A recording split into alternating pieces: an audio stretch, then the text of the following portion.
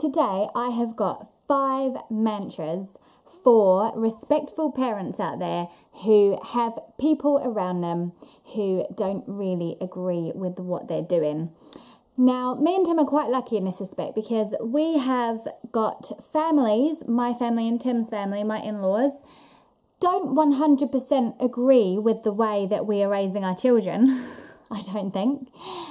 But they're very respectful towards us about it, and they do try and understand why we treat our children this way, why we let them stay up until they're tired, why we don't force them to eat food, why we don't force them to say please and thank you, why we don't force them to hug and kiss everybody.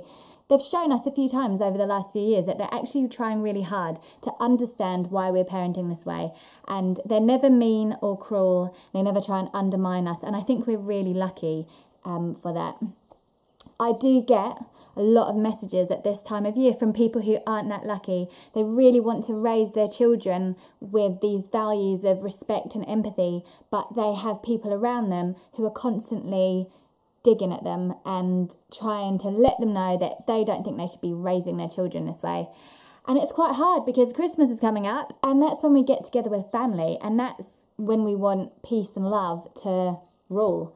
And instead what you get is this mounting tension and people saying little underhand comments about the way you're raising your children.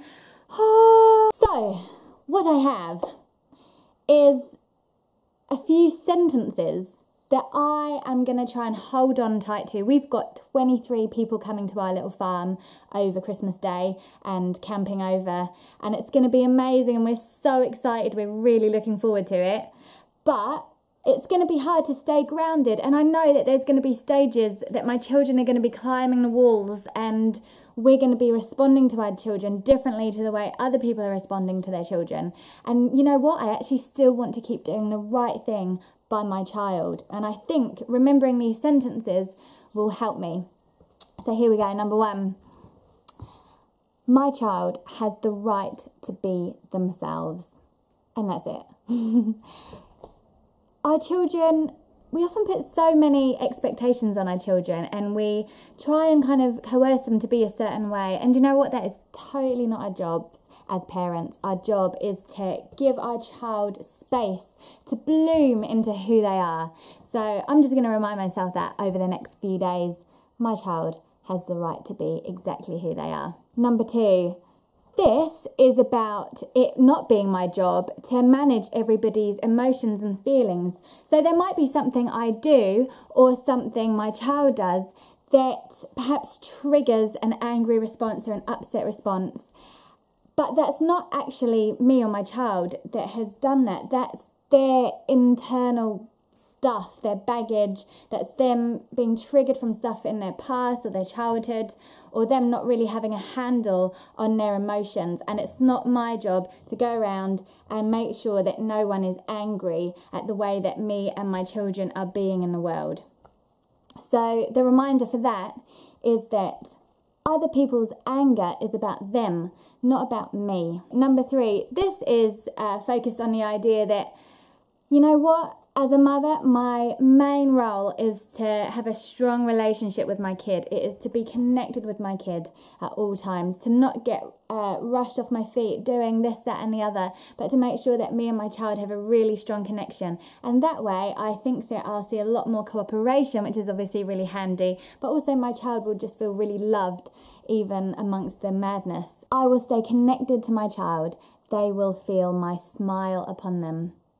I want my child to know that when they look up at me, across the room, across the turkey or whatever, that they'll see love in my eyes and not anger or annoyance. So number 4, this one is about the great big empathy project. So treating our children with empathy and kindness in the here and now is important in itself. It's just really important to treat children and everybody around us with empathy and kindness. But do you know what? It is an amazing investment in the future as well, because every time we interact with our child with empathy, we help their brain to rewire for empathy for the rest of their life. And that is really what the world needs more of. More empathetic people. So when we do that, when we breathe, get over our own triggered response. When we treat our children with empathy, we are greatly investing in a more beautiful, fairer and kinder world for like the rest of humankind. Pretty massive, but definitely the truth. So this mantra is, I am an empathy sower. I am an empathy sower. Okay, next one, the last one, is, this is sort of a little bit related to the accusation that I'm just all about my kids. What about everybody else, your husband and family members? And there is truth in that actually, because I see myself as, in a way, being the gateway to my children's happiness and their needs getting met. They're small and they're young and they live in a world that isn't made for them. They can't reach stuff. They don't quite know. They're getting the handle around how to communicate to achieve things for themselves. And I am their greatest resource. So yeah, I'm gonna prioritize their needs. They're gonna find in me somebody that will help them access stuff. Other grown-ups, my husband and family members, they're big. They live in a world that's made for them. They can find their own happiness. They can get their own drink and they can reach the light switch. They don't need me as much as my children. So yeah, my kids are actually a bit of a priority. But still, I do want to be kind and empathetic to everyone around. And I think the best way that we can do that is to trust the good intentions of people, to seek the good in them. That's in my husband, in my children, my extended family members, in strangers, in a busy supermarket with queues of hundreds of people. I'm actually going to take a moment and try and see the good in that person and trust their best intentions. So the mantra for that one, really simple, and it just goes, I see the good in those around me. I see the good in those around me. Now these mantras, I don't know, it sounds very serious, like I think I'm like the queen of mantras or something. I'm totally not the queen of mantras. I wonder if there is a queen of mantras. It would be fun to meet her. I wonder if she only speaks in mantras. These are to be used however you want to use them. I kind of like to have a sentence or two that I can kind of like to say in my mind under my breath if I'm starting to feel a little bit unrooted or ungrounded or something, and it just helps me like bring me back to the present moment and to remind myself of what is really important in my life this day. It's not like I'm going to be sitting around Christmas dinner being like, I'm an empathy sower. I'm an empathy sower. I don't think anybody needs to know that you're saying these mantras over and over in your head. But hopefully they help you. Do you have a mantra? Do you ever have like a bit of a sentence that you just say over and over in your head? I'd love to hear it. Share in the comments. Maybe it's going to help somebody out there. Happy Christmas. Have an amazing few days. Thank you so much for watching and for following over this last year. It's been really fun doing this YouTube thing, and I look forward to a lot more fun next year. Actually, this might not be my last video because I've got an idea for another video that